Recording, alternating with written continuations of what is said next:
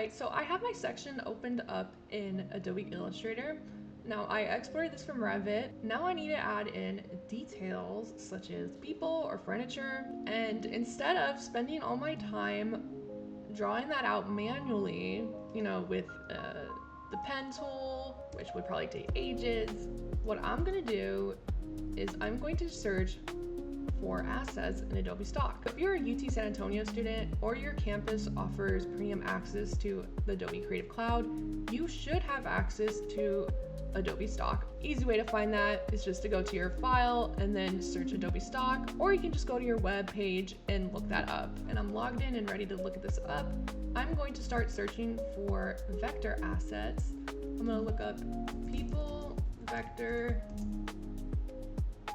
and then just add in architecture. These are just search terms that can help you find what you need. So right away, I am given a very nice selection of what to use, but always remember that context is important. So I'm gonna download this one because there is some aspect of gardening in my section that I wanna visualize. And here it'll show you some options.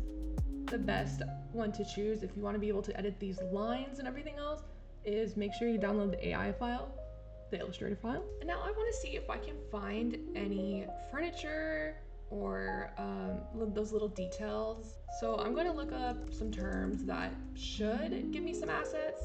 So for example, CAD style furniture vectors. If you're doing a floor plan, there are tons of options for that as well. For now, I'm going to download what I need in section. Also some trees, if you're doing some landscaping. And I am so grateful that I have access to Adobe Stock because you can really find detailed assets such as this, which in the end is a great time saver and super helpful. Now I know there's gonna be bookshelves in some of my buildings, so I'm just gonna download this asset as well. Okay, now I'm gonna come back to my file and then I'm going to go to File, Open. I am going to locate where I downloaded all of my assets and I'm going to open it up. Okay, so now we've loaded it up. I'm gonna start going through these and pasting them into my section, but on a different layer so that way I can remove them without any destruction. So I like this one. I'm just gonna select it and hit copy. I'm gonna go back to my section. I'm going to open up a new layer.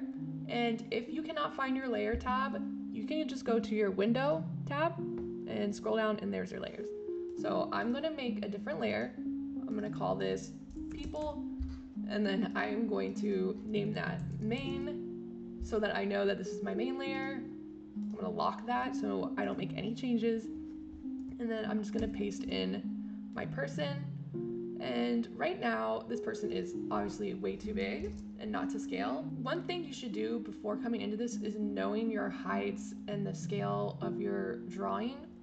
So I'm more so eyeballing it, but to be really accurate, you should probably label something so that way you can compare whether something's to scale or not. Now, what I know is that this door right here is about 6 feet. So obviously the person needs to be less than half of that. So I'm gonna shrink her down. When I have her selected over here, in my properties tab, which is over here to the right, I can see transform, and there's this chain. I'm making sure mine's linked.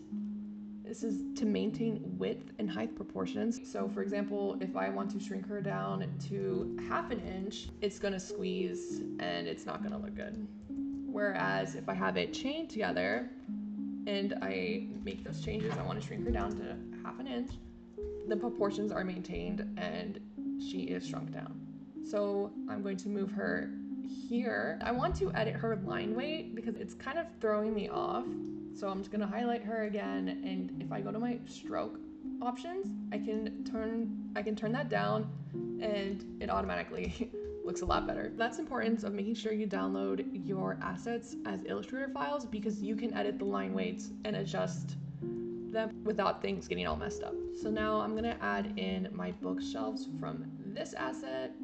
Same idea, just copying and pasting, but I'm gonna make sure I make a new layer. I'm gonna call this furniture, make sure I'm in that right layer, copy, paste. Again, way too large. I'm just gonna shrink this down and making sure my proportions are correct. Now, when I look at this, the line weight is way too large. You can't see anything, so I'm going to scale that down. So now it's starting to look better. And when I zoom out, it kind of looks darker, but that's because of the amount of lines and they're all the same line width. If I have the time and if I want this to look, super detailed and all that. Some assets you will be able to edit the lines of different objects that they have in the vector. So I'm gonna see if I can make these books a little less heavy, and I can shrink this down below that. I'm gonna go to 1.5.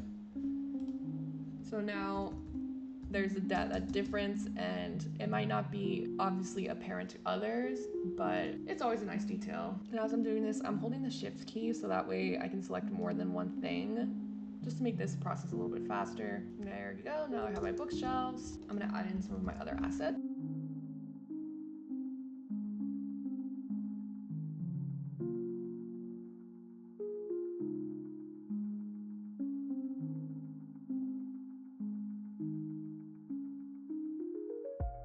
And one of my assets that I'm looking at it now is not what I prefer. I prefer using assets that are made out of lines, that way I can edit the line weight.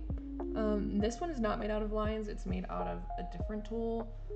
So I'm just gonna click out of that and find a different asset. Now, some vectors will come with both. This one came with a fill and then stroke. If I take out the fill right now and I set it to none, you'll be able to see whatever's behind it. But since I don't want that and it makes my life easier, I'm gonna keep that fill into whatever color is predominant in this section, which is white. So now I'm getting some of my context in there. I'm gonna keep going. Now I want this asset to not be see-through, and it does have a fill. So that's happening because my people layer is below my furniture layer. So I'm just gonna scoot that up and problem solve.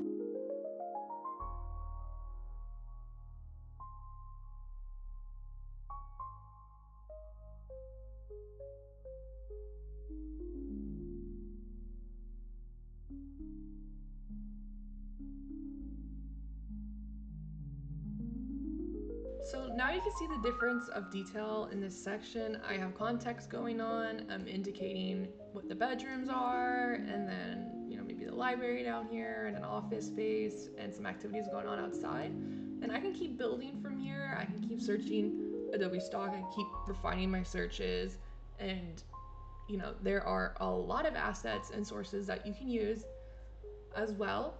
Hopefully this helped, knowing that you have some ready assets for you and you can pop them in Illustrator and edit the line weights to however you like. Let me know if you have any questions in the comments below, and I'll see you in the next video. Bye!